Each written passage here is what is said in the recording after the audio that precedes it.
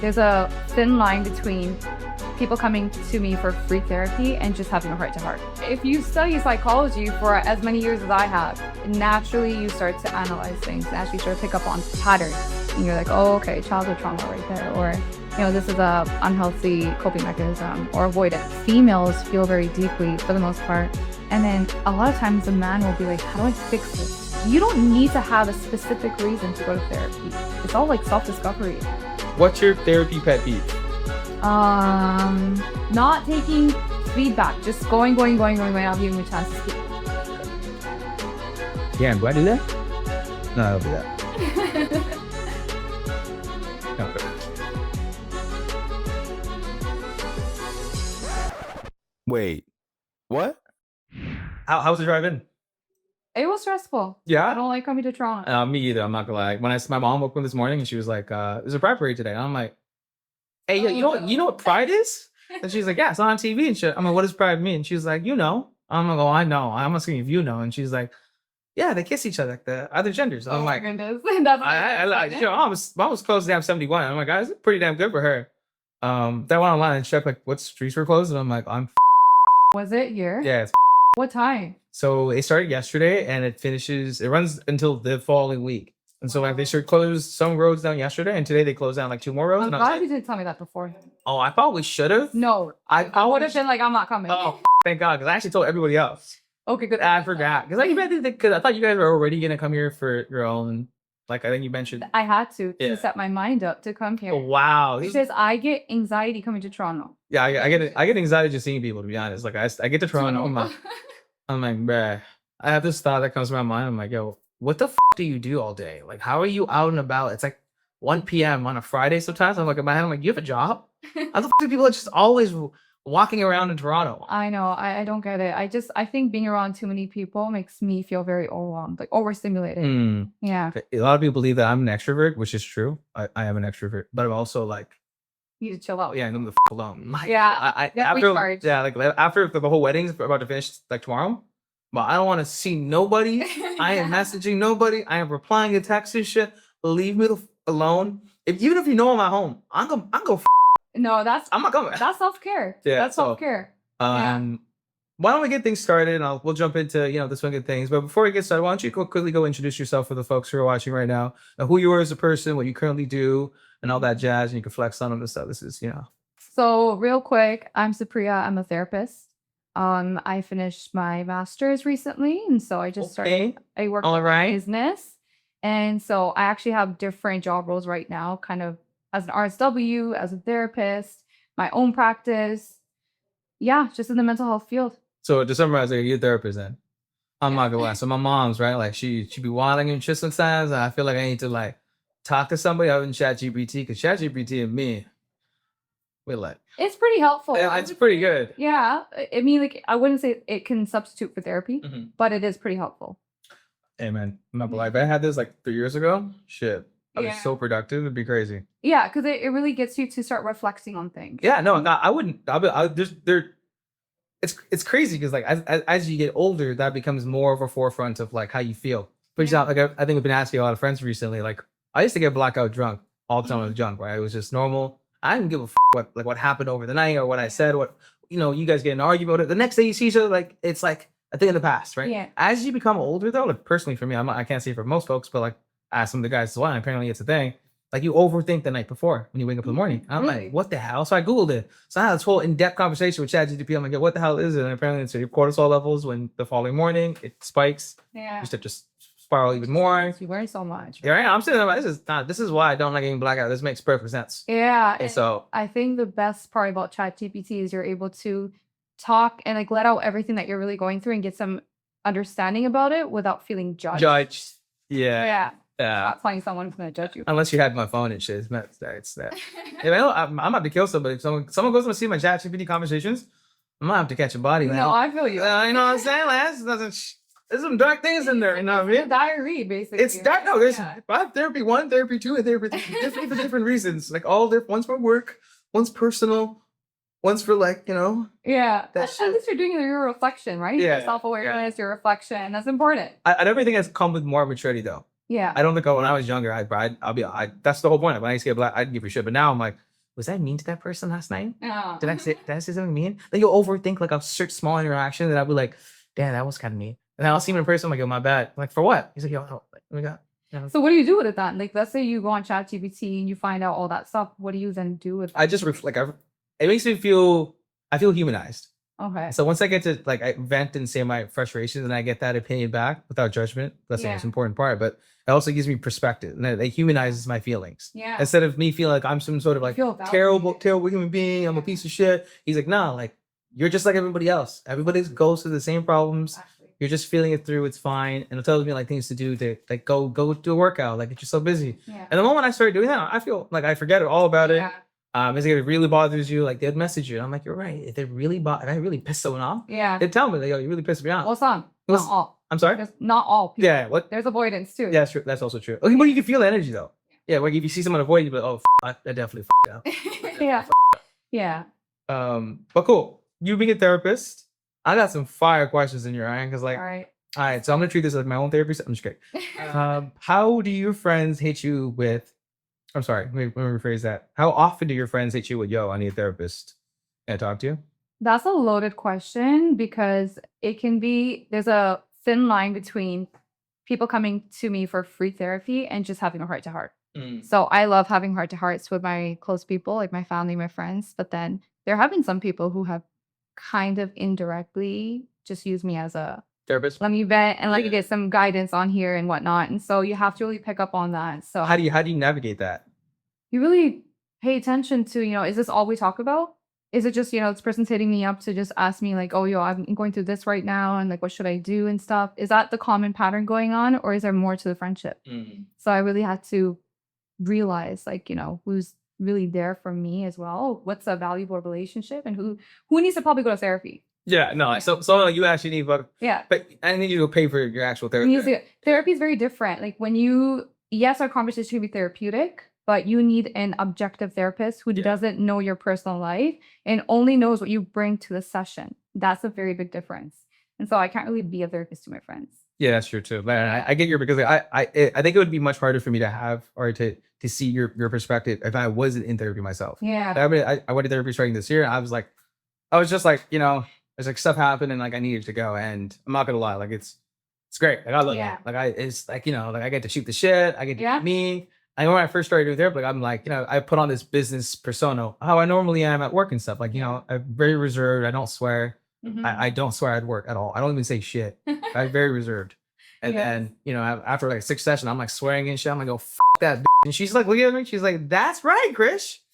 That. I'm like, oh, damn. Yeah. Shit, you on my side and shit. Exactly. You need to be able to feel comfortable with your therapist. Yeah. And she was like, I could see she was like, she can see I was reserved. And she's like, because she would swear. And I would look at her and she'd be like, you can swear, Chris. And I'm like, she knew. Chill. I need to hold your horse real quick. I just met you. Yeah. But no, I can see that. Because see, it sucks that people would take advantage of like that skill set.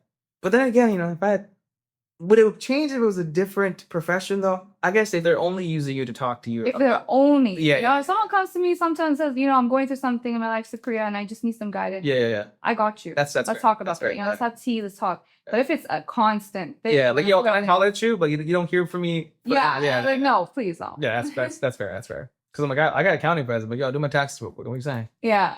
But like we're homies though, like you know what I mean? Yeah. Have you ever looked at your friends and started to analyze them from a professional standpoint, but not say a word? So essentially, to summarize, we look at them and be like, "Oh, you up." I'm not gonna say anything. Do you want to be honest here?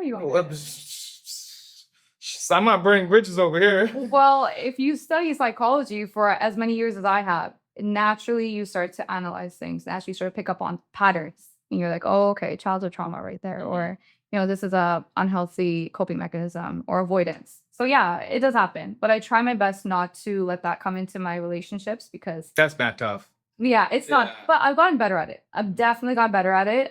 It's exhausting to do that, right? Because you're in sessions, you're doing that with clients, and then you step out of the sessions, you want to just take it easy and just really connect with your people. So it's been so much more refreshing not doing that and just seeing my people as humans. We're connecting. We all have flaws.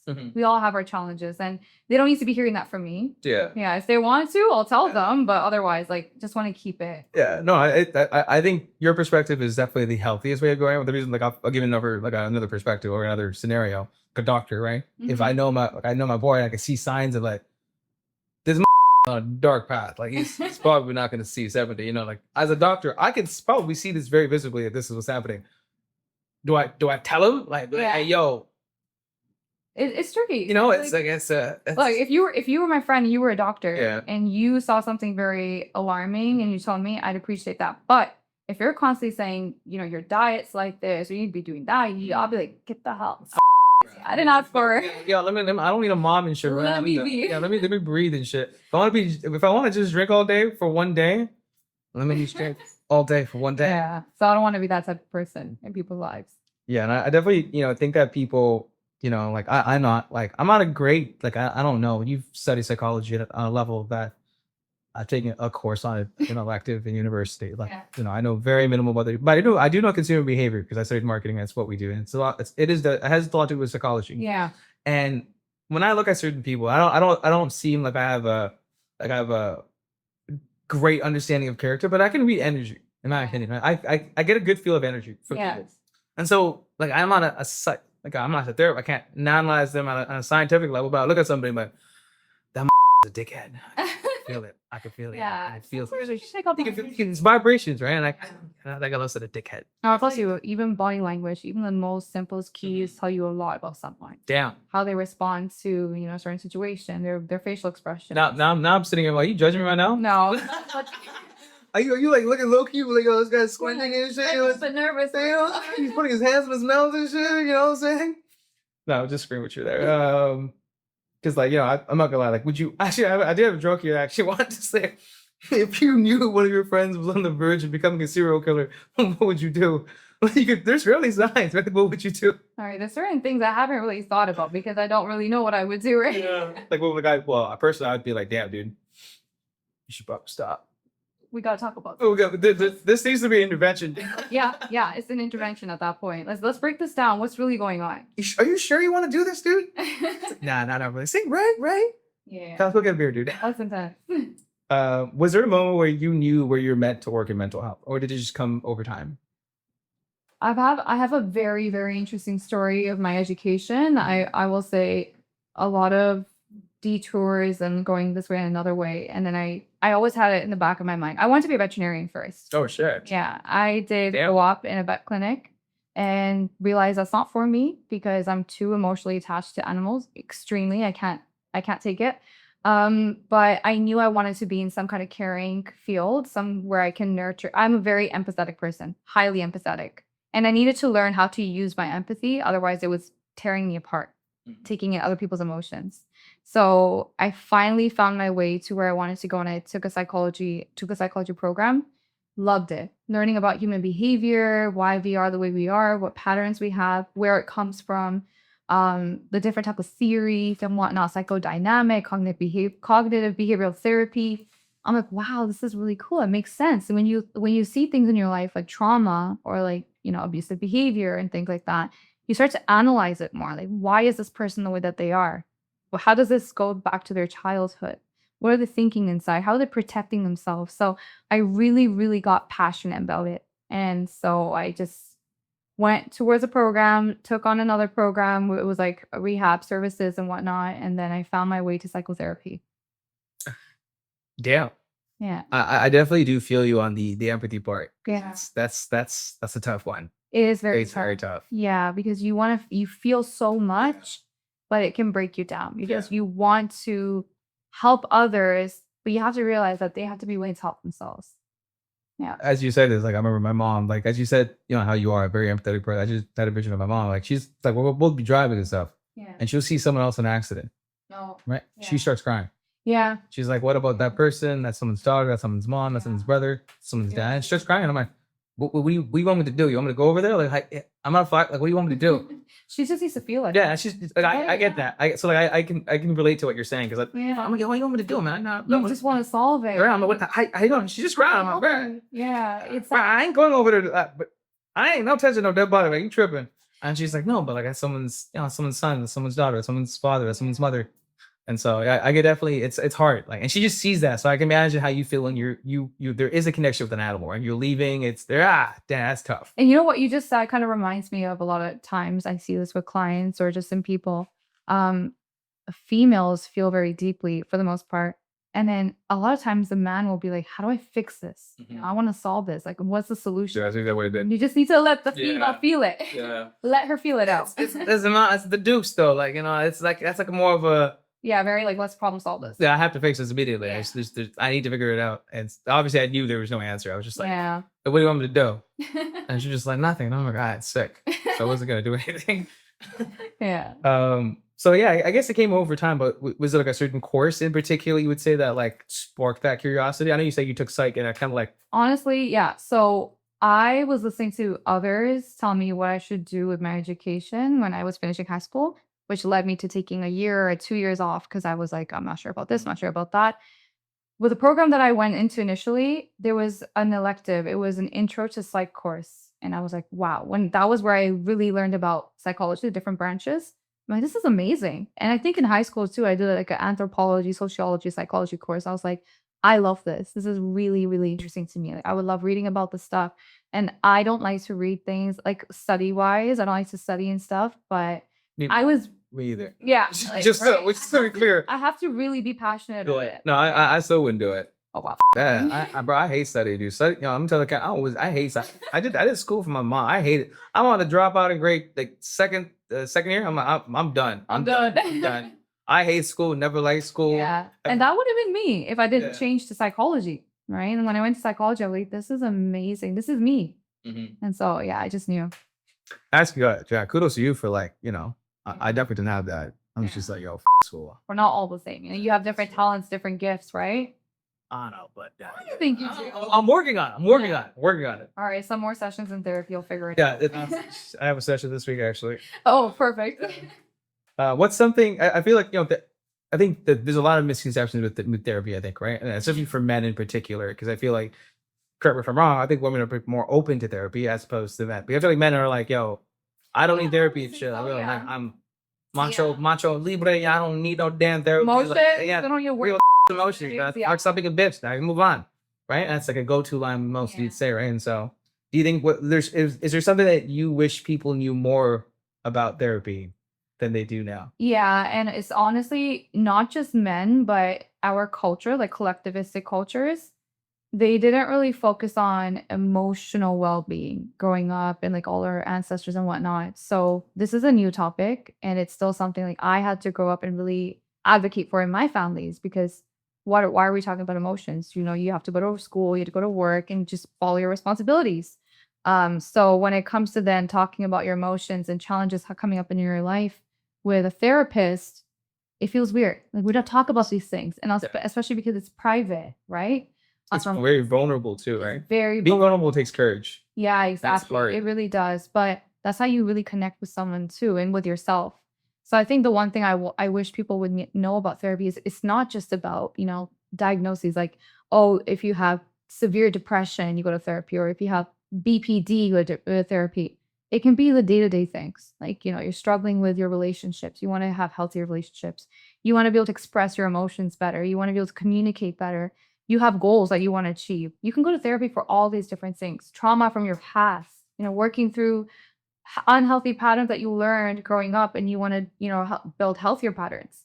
All these things. You don't need to have a specific reason to go to therapy. It's all like self-discovery, right? That's a pretty good way of putting it, actually. Yeah. I don't think a lot of people know that. No, I know that. I thought I needed something wrong with me to go to therapy. No, if therapy's going to fix something. Yeah, that's what I thought. I'm not going there like, hey, man, I'm broken, like mentally, like physically, not physically, like internally and shit. Yeah, no, we're not broken. I think we just need the right support. We need a safe space to really just be ourselves and express ourselves and not be judged for it. That's the magic in therapy. Man, you better sell me another session, dude. Well, you have one this week. I'm about to book another session. I'm about to book another session. I think I book it on bi-weekly, but I'm going back to weekly at this point. Whatever you need, tell your therapist. Yeah, no, I agree. It's definitely something. It's again, like I said, I think it's. I think you nailed it too. I'm not the most. But mind you, there's something that I've been doing starting this year, right? So it's all this is still very new to me. I'm still navigating this. Like, I'm still even some of those conversations. I'm looking at it. I'm like, I'm not allowed to say this. She's like, yeah. And I'm like, sure. Anything. Are you sure? Yeah. No, but it's. She's like, you can say it. I'm like, whew. Yeah. Why am I a bad person? She's like, no. I'm like, I thank God, damn, dude. This whole time I thought I'm second coming of Satan and shit. Like I feel terrible because like sometimes you have bad thoughts, like evil thoughts, and I'll be like, yo, am I a bad person for feeling this way? She's like, no, and I'm like, oh, it's sick. See, sick. It's so validating. Yeah, because we bottle these emotions up, and we just tell ourselves that when you hear yourself open in your brain, it sounds terrible. You're like, I'm a terrible person. But then you tell somebody else, like, nah, people feel that way. I'm like, oh, someone cuts me off. I'm like, I'm gonna run this guy over. That's fine. We all feel that way. Look, do you guys all feel that way? Because sometimes I'm like, I'm gonna run this guy over. She's like, no, I've had that. And I'm like, thank God, I'm not a murderer. Sick. Yeah, and I wish you could tell this to people like who are struggling to come to therapy because of these like the stigma around therapy. Yeah, no, there's do yourself. You get to just literally let all the layers, all the masks that we have on in the world, everything comes off. Do you think therapy should be a part of OHIP? Yes. I wanted to get to that. I get to that. And it wasn't a question here, but as your take, I agree. I think it needs to be something that is everyone should do. But I think the challenge here is that one, it's not covered. Something out of pocket. I think that scares a lot of people who don't have insurance. Yeah, exactly. And so if it was undercovered, I'd be like, yo. Yeah. But there's a little tricky part there. And there's a reason why I didn't go for, working for a company like a 9 to 5. I want to have that independence on how I want to connect with my clients. I don't want to be told by someone else because then it's not authentic, right? So when it's covered by OHIP, there's all this other stuff that comes into play, like writing a treatment plan and having it done a specific way. Yeah, and it's like for some it may work, but then sometimes it feels like you're not able to be genuine with your work and with your clients. And I've had that experience. I won't say where, I won't say when, but I've had that experience where I was more anxious in my work than actually present with my clients because of, everyone breathing down my neck. Yeah. Systematic things you had to do. Systematic stuff. Bureaucracy, essentially, right? Like you have like forms to fill out, procedures to follow. This is that. The outline, this way you should be filling out. Yeah, you have to do it this way or it's not. Even though like that's a good answer to that. Because I'm curious. Like if it was free, I guarantee you there's so much people that would go to therapy. But okay, this is something that people need to know. There's a website called Open Path Collective or something. Okay. And you can find affordable therapists there. And I'm saying like $40 to $70 per. That's not bad. Yeah. That's not bad. Yeah. I don't want people to know that because normally on Psychology Today, it's like 120, 200. And I get that. Like we all have to, we're working, right? So, but for those who don't have insurance, for those who may not be working a very, like a good job where they're not making a lot of money or they have a lot of, other things to pay for and whatnot, you can find a therapist on that website who's, from $40 to $70 per session. $40 is definitely doable. That's like a night out. Yeah. That's not bad. That's not that bad. Yeah. Because like I've seen therapist prices go for $200. And I'm like, sometimes over $200. And I'm like, this is like insurance money. Like monthly insurance. Exactly. Yeah. But no, I definitely do think that you're right. If it's systematic, it definitely takes away the connection aspect of therapy. And I think you're right. I think that's the most. That's what I never want to lose in my work. Yeah. I really want to have that connection. I really want to be flexible with my clients, and say to reschedule, like, okay, like by my, like let's work it out together and not just have to follow this system when it comes to certain things. Yeah, no, it's how do I say this? It's like you're hugging someone's soul. Yeah. Instead of hugging them. Yeah. When you give therapy. I love that. You know what I mean? Like it's not a physical. Like on the surface. It's deep, right? And so that's the way I view it. When she reached out, like, when I go through, I'm like, yo, whoa, whoa, my closer shit, dog. You didn't get it. Whoa.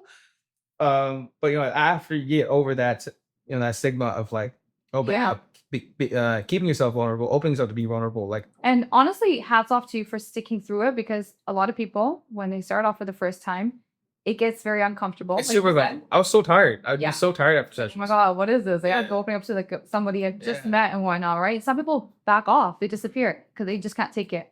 So I get it though, Yeah. right? It's very different than our day-to-day life. We don't open up like that with people anymore, right? That's true too. We're social creatures, and that's something we thrive on. Yeah. Even after certain sessions, like some sessions are tough. I'm like, some sessions are great. We're jokes, we're cracking jokes. Some sessions are like just dark as hell. And like there's days where I just go to bed. I remember the guys would be like, yo, hop on call. And I'm like, I'm going to bed. Bro, it's 9:30. I'm like, yeah, I'm going to go to bed. Like, I don't got no energy. Yeah. It's just too much. I'm loaded. Like I need to go to bed. Yeah. But some days I feel great, right? And so it just depends on the session. But Yeah, definitely. uh, Phone pros.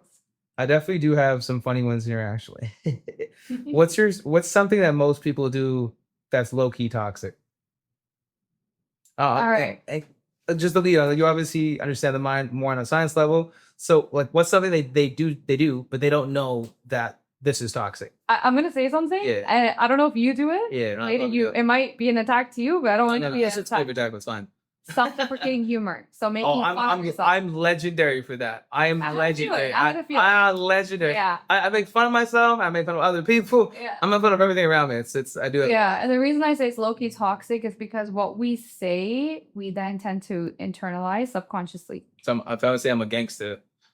Yeah. I was thinking more like, making fun of yourself, saying, I'm pretty stupid, like I suck, I'm stupid, those type of humor, like I'm not that good in like whatever. Mm-hmm. You start to internalize it, and then it does impact you over time. So you start to actually believe it subconsciously. You start to act on that. You lose your confidence. You start to actually, judge yourself harder. You become your own worst critic. What do you think people do self-deprecating humor? That's a good one. I feel like sometimes it can be to just kind of be a part of a group and like, lighten the mood, have a fun time and whatnot. But then sometimes it can actually come from that internal belief that's actually already there. Yeah.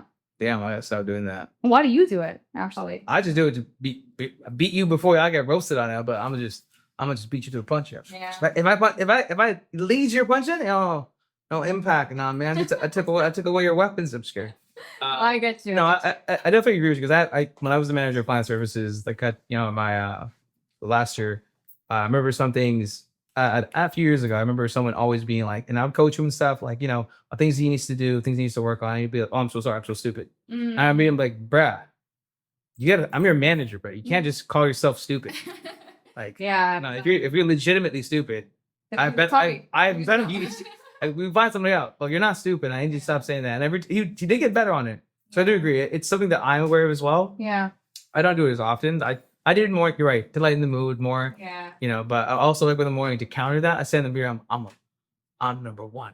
Yeah. You tell yourself that. You tell yourself that. It's important. What a word for me. I look in the mirror and say your affirmations. Bro, I'll play some gangster music in the background. I'm the shit. Yeah. I'm the shit. I'm the brush my teeth. I love that. What do you think the biggest red flag is in a friendship or relationship people tend to ignore? It's that spicy shit. This is suicide. Suicide stuff. I guess worse. People tend to ignore. You look at somebody like, that's a walking red flag. But they're like, this is the guy I love. Criticizing. But what's a healthy criticism? What's a negative criticism? I would say constructive criticism is really important. Yes. But being condescending to your partner is very, like, for example, you make one mistake and your partner's like, why would you do that? What's wrong with you? And all that stuff. Very, very toxic and big red flag, right? That goes into judgment as well. My thinking I'm better than, thinking like my partner needs to get their shit together, like they're good enough, right? And a lot of times it leads to a partner feeling like they're not good enough. And then they stay in a relationship because they need that validation from the partner. That's very toxic. Yeah. So that judgment is really like that criticizing is very, very toxic. If you see that, if you're in a relationship and your partner is criticizing you constantly and not, balancing that with positive, feedback and, appreciation and whatnot, run. That's a really good one. If I were to be vulnerable, just to open the space up, I felt like I was kind of like that 10 years ago. Wow. Like 11 years ago. I felt like I would still I think for me, just to add to it, I feel like it would be a great conversation. Yeah. Now, y'all can judge me, but I'm going I felt like from a person that was condescending, I 100% did do this because I remember there were scenarios that I'd rethink. 11 years of rethink about scenarios, right? Yeah, of course. I was self-reflecting. I'm a piece of shit. I can say that now. Obviously, I'm a grown-ass man. I was a kid, and looking back then, I think I had a hard time getting over the fact that the person that I was with didn't see their own potential. And that used to bother me so much because like you have so much balled up, you have so much you could do that I can see for you. Yeah. But you're not doing it. And why aren't you doing it? And so that's the place where I was coming from. And maybe that came off as condescending, but like it bothered me so much. I'm like, yo, you can do so much. Like I've done that. I've been in your position. And so it comes off kind of mean and condescending. And not what I intended to do, but it comes off that way, right? Yeah. And it is what it is. Like obviously, I was a kid, I didn't know any better, and obviously, you learn from those mistakes. And so, but the position I was like, yo, you don't do you not know like you be a model and shit, dog? You know what I mean? And she'd be like, no, but bear.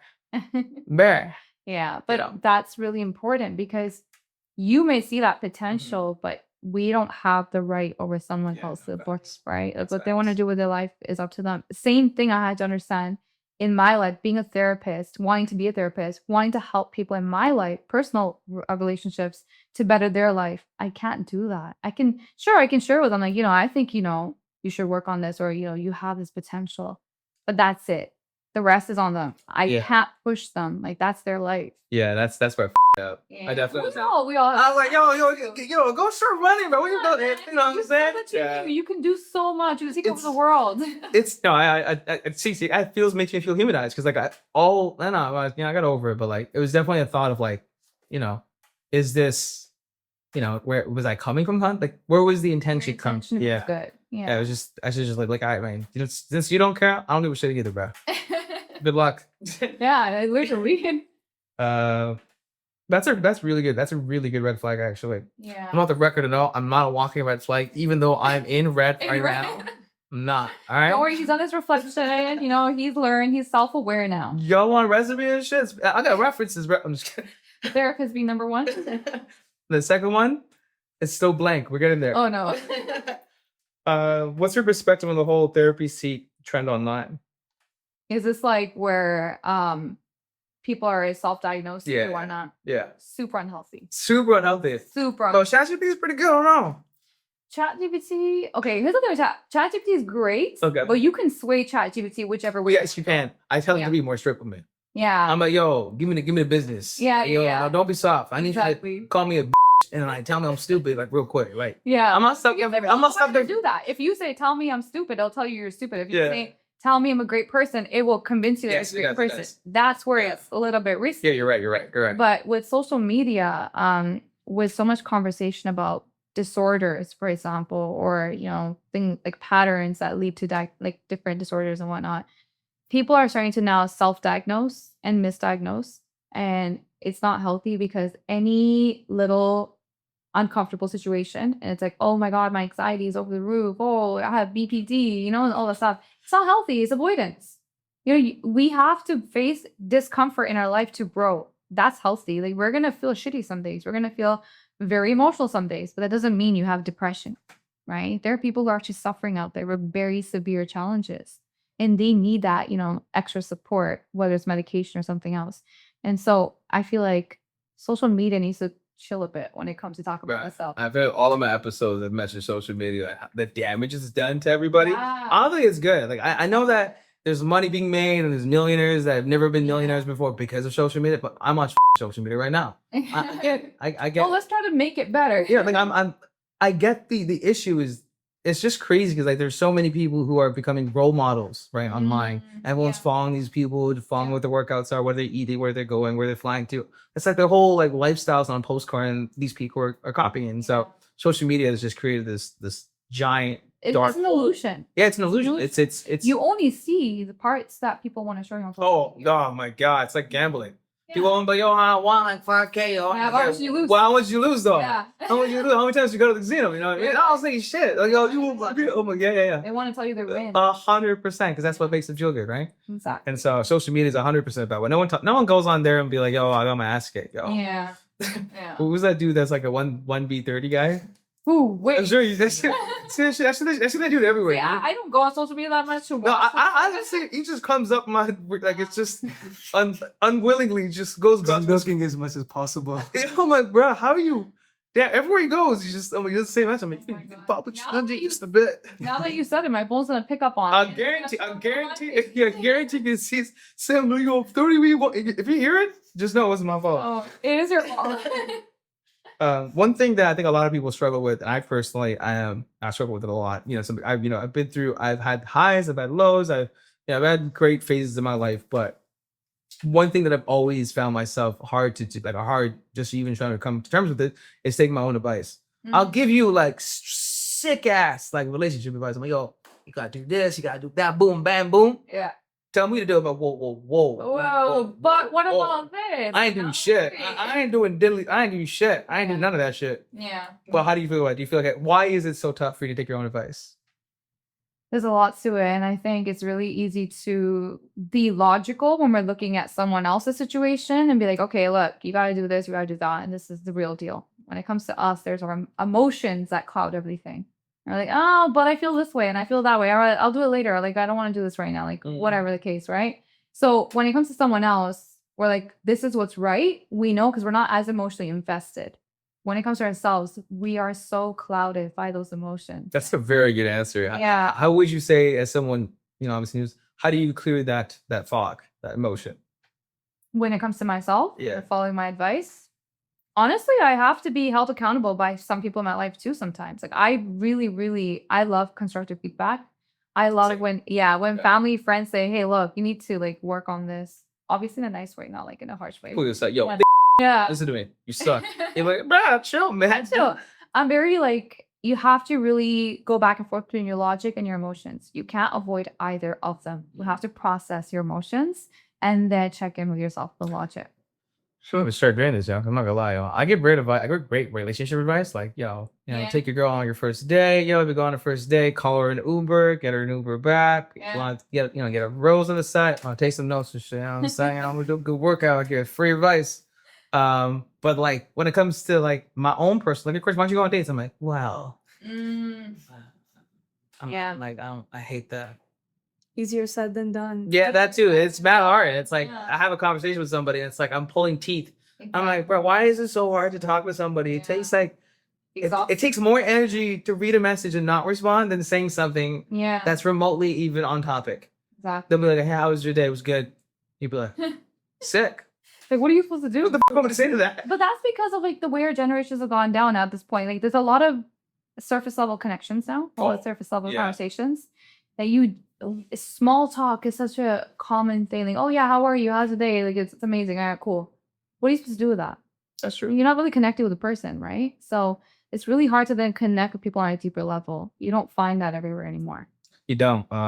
Which is why I did this podcast, so I could just pull teeth out of people. I'd be like, hey, yo. I love it. To be honest, the reason why I started this podcast was the inspiration of, when I was in school, and you just mentioned it yourself, while you were in school and stuff, there was a challenge of, not knowing what to do, right? I didn't know what I wanted to do either. Just hearing these experiences of people in the field who've gone through they've already gone through the trial run, and now you're obviously in school and you're listening to this conversation, like, you did therapy and you didn't like being a veterinarian. That wasn't something for you. And that's knowledge that you're passing on to somebody else. And so I wish I had that while I was in school, because I don't know. I didn't know jack shit. I took accounting because I was good at math. And then I was like, while I'm accounting, I'm going to hate this shit. I'm like, I want to be a finance bro. I want to be a Wall Street guy. I still hate math. Like, I'm good at it, but I hate this shit. Yeah. That's switched to marketing because I enjoyed presenting. I enjoyed having conversation. I enjoyed the personal level of people, like the ongoing conversation, the learning about something. I love learning. I just hate being tested. That's just. I get you. I get you. I love learning. I'll listen to a live science lecture, but it's sick. Yeah. The moment they're like, all right, so what brings up? Now there's pressure. I don't learn jack shit. I'll be honest. Yeah, exactly. I feel you, and I think. What was I say? No, it's all good. It's all good. I know that you already mentioned it, but I'm curious. if it wasn't for therapy, and if it wasn't being a vet, what would you be doing right now? Still something with animals, I think. Like, sometimes I have this thought that I just want to leave everything behind to go like stay at a animal sanctuary, just be there and take care of animals and whatnot. I just really feel connected. I could let go of everything, but then at the same time, like, what can I? Because I love my family, I love my friends, I love my, connections I've made. So I think that's where I would be. The only reason I couldn't go into vet is because, I've seen some very sad things in that, like, Dark, journey. yeah. Yeah, like, seeing a dog pass, for example, and I'm like, yeah, I'm too sensitive for that. So definitely I would do that. But now that I'm in this field and like, helping people in their life, it's just so fulfilling that I don't want to let go of that either. I really enjoy it. I think that the word you said was fulfilling. Yeah. That's mad hard to find. That is mad hard. So important. Purpose, right? Purpose. Oh, yeah. It's great. It's great. It's as I have these conversations with multiple people, right? I had, but now it's been 12 episodes now. Wow. I've, and there's a common reoccurring theme that I've noticed in a lot of these episodes and conversations. One is fake it till you make it. That's been a recurring thing. Imposter syndrome. Imposter syndrome that came up multiple times. What did you just say? You mentioned right now. I'm sorry. I really just like went on. Fulfilling the purpose. Fulfilling the purpose. Yeah. Like I didn't know I said it in the last episode. I keep saying it's my bad. Was like I didn't know what purpose was. I didn't have any purpose. Oh, I was just getting by. I was just like existing until this year. I'm like, yo, I legitimately don't know what I'm doing. I don't know where I'm going. Like I feel like I know what I'm going, but I legitimately know it. And that's because I'm just leading. I'm just walking. I'm not walking with a direction in mind. I'm just for the sake of walking. And this year, look, I think hopefully, fingers crossed. I think I figured out what that purpose is. And I genuinely feel way, but is it gonna pay the bills yet? I have fucking no idea yet. Just take a chance on yourself. Yeah, no, I'm gambling right now. We'll see what happens. I'm putting everything on black right now. See what's good, or should everything on red? Red and black. No. Oh, technically it is a. Yeah, exactly. But you notice the difference that you feel now that you're actually doing what you really enjoy, that you feel very passionate about, and that biggest difference that you notice it, right? Yeah, no, I feel better. Yeah. I feel good. Yeah, exactly. I feel a lot better. Like I would do, I give a presentation or, I do a good, whatever. I send a good report. Client loves it, whatever it is. Yeah, I feel good. I got praise for it. Yeah. That's good. That's about it. Yeah, that's it. Like I did nothing internal. Nah, I'm like, whatever, tomorrow's work. Yeah, we go again. I don't work again. Yeah. But, like when I see someone else smile, genuinely smile because of me or like, I feel good. Like I feel good. Yeah. I like seeing people smile and shit. I like seeing people having fun. If you're smiling, like I'm smiling. Oh, I'm always smiling. Let's see. I'm probably always smiling. It's not charm, but like it's just what I do, and I genuinely like seeing that reaction. Definitely. It gets me. I'm like, oh shit. Yeah, I'm like that with connecting. Like when I connect my clients and just telling, even if it's just talking about their day and whatnot, it just feels so fulfilling. Just sitting there with them, having deeper I'm not very extroverted. Like I don't like small talk, but I can. If you want to tell me about your life, I'm here. Let's talk about it. Let's break it down. I really enjoy it. Yeah, I'm definitely an ambivert. Yeah, ambivert. I definitely need like my alone time. Oh yeah, like my awesome shit. Before we jump into the lightning round and kind of put a bow on this, I did want to ask a question that I feel like a lot of people have like either strong opinions on or like perspectives on. All right. Do you think people are inherently evil? My opinion is first, like you don't have to base your thoughts on this, but I don't think anyone's inherently evil. I think it takes more to be evil than to be good. That's just my honest opinion. I think no baby's ever born like Stewie. Like Stewie's that dude's he was born to cause destruction. But like, I don't think most babies are like most babies don't even know what fear is. You gotta stick beside it, but like, oh shit, this dude's long. Oh wait, let me touch it. Fears. It's babies are only scared of loud noises. Yeah. And there's something else: loud noises and fear of heights. Fear of heights. Those are two things that you're born with. That's funny because I heard that when I was a baby, I purposely fell down the stairs out of curiosity or something like that, and I fell down and I started laughing. Oh gee. Yeah. Well, that's just, yeah. I think I was just very strong as a baby. I don't know, but I also don't think so. And I think that it is like, something, well, I see babies as blank slates. How they're nurtured, how they grow up, the environment they're around has a lot of influence on how they turn out growing up, right? The way they think, the way that they cope, the way that they feel is what they learn from who's raising them, whether it's their foster parents, whether it's their biological parents, what they see on TV, what they hear in music, all that stuff has an influence. And then sometimes people act not so kindly out of fear or out of lack. So, they might be dealing with something on their own deeper on the inside and they're projecting outwards, or out of fear of rejection, for example. There's so many layers to it, but I don't think anyone's inherently evil. I guess I'll change slightly gears. Mhm. I guess what's your definition of evil then? I would say with the intention to harm someone, Yes. whether it's emotional, physical, whatever it is. I agree. I would say that's evil. The intention is The intention is yeah. so important. If you're willingly doing it for the sake of doing Yeah. it, I think Yeah.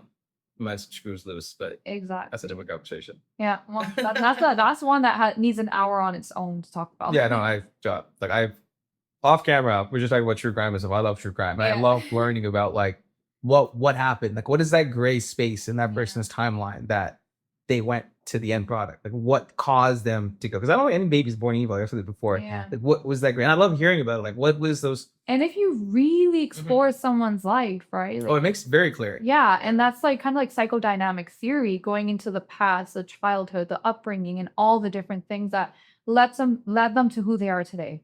That tells you a lot about a person.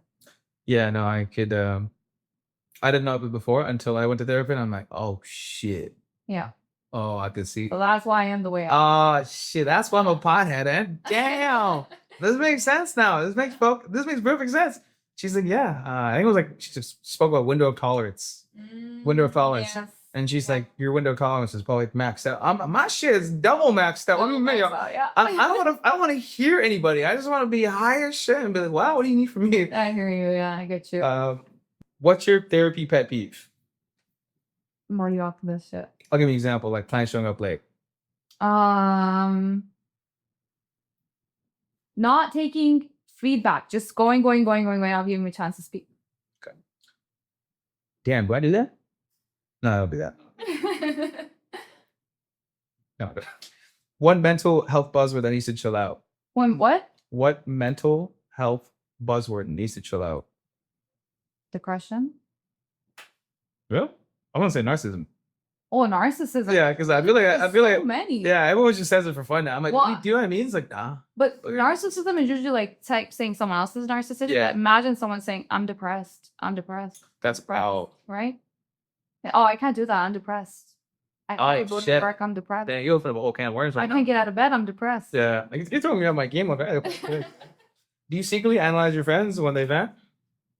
Oh, I hear this. But you know what? I like to. It happens more often with the elders, actually. Yeah. With the parents. It's in the house. So this is how you grew up. It's quickly. They don't even notice. When you do to them, they'll be like, I know what you're doing. Yeah. They'll be like, And there's "Nice." so much denial. Yeah, that's it. So much denial. We did the best we could for you. Yeah. That's usually go to. I did what I had to do. I survived. That's exactly. Yeah. I'm not. Yeah, I could definitely see that's Yeah. therapist red flag.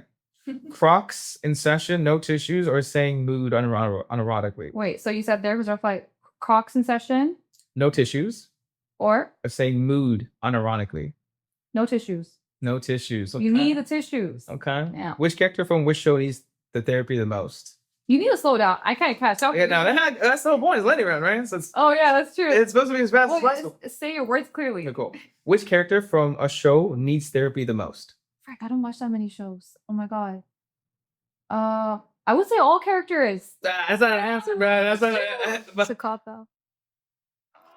I actually. I got it. I got what? All right, we're good. No, just, Shit, I went to do the whole thing, but I actually don't watch shows that much because I start binge watching. you could just say a name. You say Walter White. But I couldn't. I was literally I thought she said when I was gonna say it, but she said, "Can I help?" You could have shouted one. All right, let's cut that out and do it again. I got the dub. I got the dub. All right, we'll let you have it. We'll let you have your, feel good for the day. If you choose one, Sage, CBD, or Blackout Rage journaling, what would you pick? Sage, CBD. Or Blackout Rage journaling? I love journaling, but I want to say Sage. Okay. I love Sage. I'm definitely picking CBD. Cleanse your energy. Cleanse my body. I'm just I want to stop thinking for a couple seconds. What's your go-to? I need a break from people move. shut off my phone, get in bed, watch a show, get some good food. Do you tell people like before you shut your phone off? Because I feel like you should. Because people get like, It depends on the time of the day. So if it's like working hours, yeah. and I know I have my own business, but I consider working hours where Yeah. I will be reachable. Mhm. But once it's past a certain time, that's where I set a boundary. This is me time. Yeah, that's right. Yeah, I don't. If it's an emergency of Yeah. time, I Well, leave my phone. I mean more from a safety perspective. Safety perspective, Like if you turn your phone off, like no one knows where you are. okay, I'll say D&D. Okay. D&D. D&D, but the phone call can still go through. Yeah. Yeah, They're that's still reachable. It's still reachable. yeah. Yeah. If it's an emergency. Yeah. No, you good. I'm the guy. Yo, what's up, dude? Well, people do that. That's crazy. People will still call you regardless of D&D. They'll call you Yeah. twice, 3 times. Yeah, people must love you, dude. People know how. People love to bet. That's true. Okay, that's fair. Yeah. People don't vent to me. Just be like, yo, trying to show? Oh shit. Well, maybe that's therapeutic for them to spend time with you. Yeah, because I'm comedic. Yeah, you're a vibe. You're a vibe. Honestly. I appreciate that. And the last one, would you ever date another therapist? Or is that a hard no? I don't think so. And why? I thought about this. Yeah. I feel like I would butt heads. And this is not to say You that. analyze yourselves like twice. Yeah, like imagine us having an argument saying, "Oh, you're saying this because of your unhealthy childhood patterns. Oh or my You're god. avoiding this topic right now." I feel like That's gonna be a screw out. Yeah. This is gonna I happen. think one therapist is enough in the relationship. Where it's so like I think I need someone to balance me. I can't have someone similar to me, like the way that I am. And so I don't know. I could be wrong, but I've No, thought about this before. When I wrote this question, I definitely thought about it. Yeah. So I'm like, could you imagine 2 people would just be like, you're doing this because of this. No, it's because of this. That's why you're doing this. And you just sit there and just go, as a person watching this, I'm like, yo, It's too much therapy work. someone's about to get real sad soon. Yeah. It's too analytical, I would say. Like, Yeah. trying to understand, trying to make sense of everything all the time. It's not very raw of a relationship. I have. That's true too. You have to feel in the moment, feel emotions Yeah. instead of just being like, oh, what? Yeah. Yeah, I need a non-therapist. Yeah. You need someone that's like, that doesn't think that much. Yeah, exactly. Very in the moment. I Very, need to balance it out. yeah. You need to, yeah. You need very, yeah. I can definitely see that. Someone that's like a bit more outgoing, that isn't Yes. behind their thoughts as much. Oh, definitely. I feel like I'm already a big overthinker, and I need someone who's a little bit more like, chill out. Yeah, breathe a Ooh, bit. you're stressing so much. Shut up, Brad. I got this. I don't got this either, but like, we're good. It's not that I got this. But cool. That's the lightning round. Before we wrap things up, I don't want to talk about the one thing that was very apparent for a lot of folks and probably wondering what this is. For those on the audio side, they can't see the book. There's a book on the table. Those in the video, unless you're blind, there's a book on the table. But I'd love for you to talk about it. For those who don't, this is her book. I'm going to give her the show because this is something you've done. And honestly, it's been phenomenal to see what you've done and accomplished. And over the last hour, we've just spoke right now, all of your things you've done and see how intelligent you are when it comes to this topic. So I'll give you the floor is yours. You can go, I'm going to ask you some questions in between. Me, I'm going to do my job. But like, Of course. Yeah, this is a book that I started working on because, not everyone, like you said, can afford therapy, right? Not everyone can pay out of pocket and, choose a therapist that they really want to work with. And so one thing I think is very important in our lives, especially our cultural families, collectivistic cultures, is setting boundaries and prioritizing yourself. It's not something that we learned growing up. We're very sacrificial. We really value community and family first. And so this book is kind of created in a way to help you learn more about what you need in your life, prioritize yourself, your self-care, while still being there for your family, for work, for your social relationships. So keeping your values intact, but not losing yourself in the process. And so it's a book that has a little bit of education on that, a little bit of guidance, and then reflection prompts where you can journal in the book itself. oh, that's sick. Yeah, and it really gets you to That's start sick. thinking. Like Yeah. you love reflection, Yeah. right? So there's a lot of reflection in there where you try to understand, okay, what do I need in my life and how can I work on this? And it helps you practice setting boundaries, not by just saying no, but in a more, healthy way where you're holding on to your relationships, maintaining them, but also putting yourself first. I think the self-reflection, be able to like as you're going through the book, be able to write as you're Yeah. that's fire. I'm not gonna Oh, lie, yeah. because I'm not gonna lie. There's times like I'll do journaling during the day. I don't journal every single day. I try to Journaling is so important. like I try to journal every day, and I don't. I'm not the best. I'll be honest. Like I journal whenever I get a chance, maybe once a week, whatever it is. That's good. But I feel great when I do journal. Like I'll Yeah. read my previous conversation. I'm like, the was I doing last week? Oh, that makes yeah. you'll notice when you write something down in the moment and you look back at it after, you're like, wow, I felt that so intensely. Yeah, I remember saw it. I'm like, damn, I'm wilding, yo. Shit down. I definitely don't feel that this week. And then I have a section where I have like daily gratitude of like what I'm grateful for in the morning. And so like having that in the book just creates it removes the excuse of being like, well, I don't have anywhere to put my emotions. Yeah. Especially when you are, 'cause it is very emotional. Going to therapy is a very emotional Oh, experience. yeah. Just even reading a book about emotions and just like working through those thoughts, like you're gonna feel that kind of You really need to sit with it. bubble up, and then Yeah. you want to be able to express those emotions. But then you give your excuses like, well, I don't have a piece of paper and pen. It's fine. Exactly. But that, This is actually like, some people just read through and like, okay, yeah, that was cool. Okay, I relate to it, whatever. But then this one makes you like read and sit down a bit and then practice it. And that practice piece is really, really important. So a lot of people will just like, take in some good advice, for example, but they want to apply it in their life. That application is really important to actually grow in your life. what in terms of like people listening and watching this video, what are 3 things you'd love them to take away from your book? Oh, wow. How do I narrow it down to 3 things is a tough part.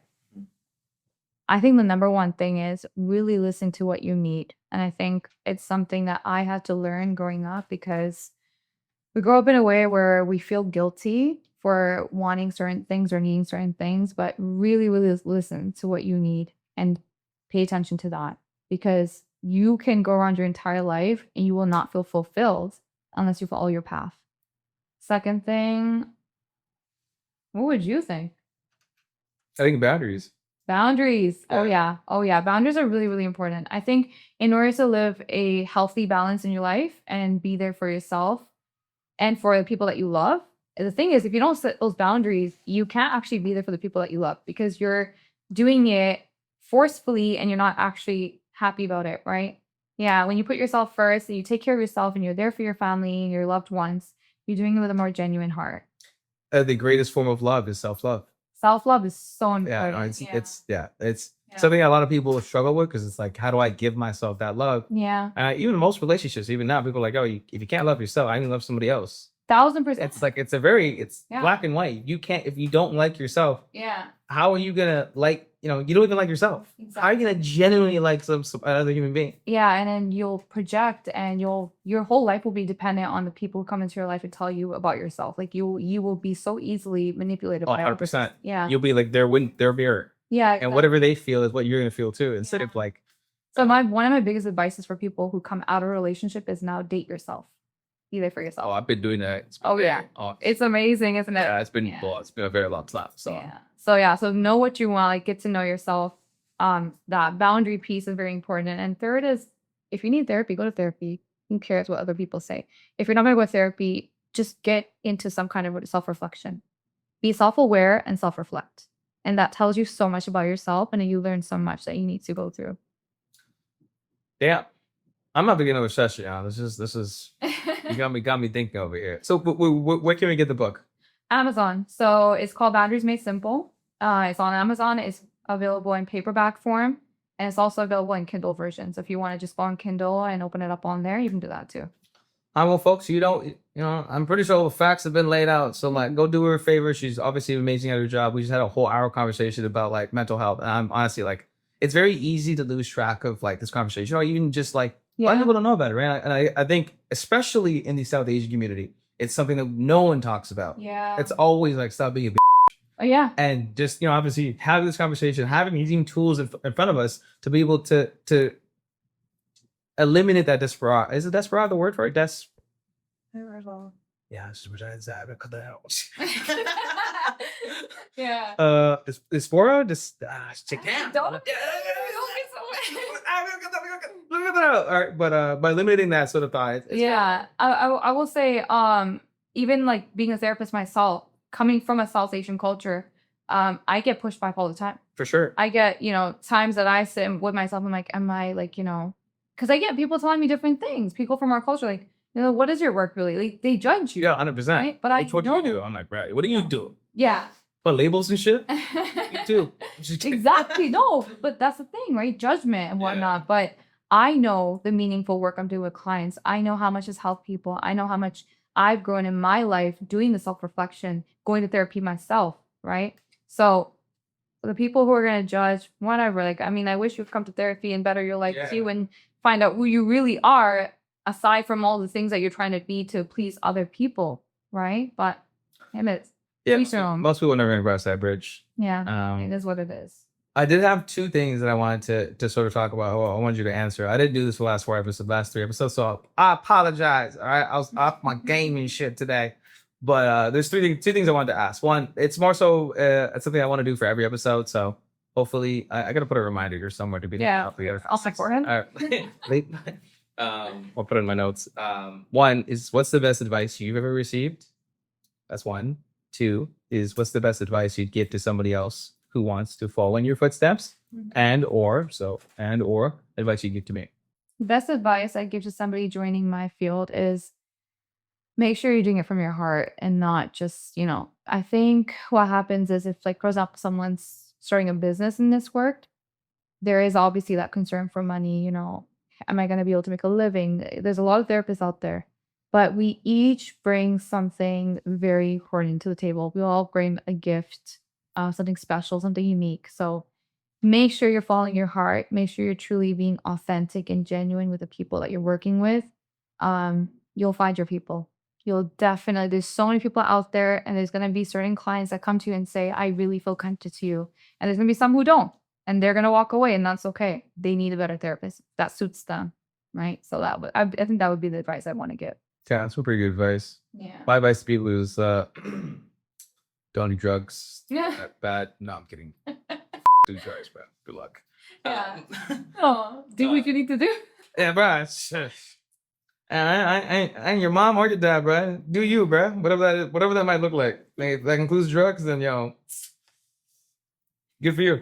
But on that note, I appreciate you coming on the show today. And obviously, I know it's a very busy day. This was chaotic outside, so I appreciate you coming down. And obviously, this is very, like, how do I say this? Enlightening. Yeah. I feel like I've learned a lot more than I thought I knew. Even for someone that is a bit more open to it. Yeah. I have self-reflect. I feel like I have a lot to. If I feel like I've learned something, I guarantee there's people watching this. I feel like I definitely have at least obtained new things that I probably didn't know. So I think you should give yourself a pat on the back for that. Thank you so much. And I hope everyone listening feels validated and feels empowered to put themselves first and just do what they need to do to pursue the life that they want to. I think that's the most important takeaway here. Yeah, just put some gangster music and handle it. Yeah. See you guys next week.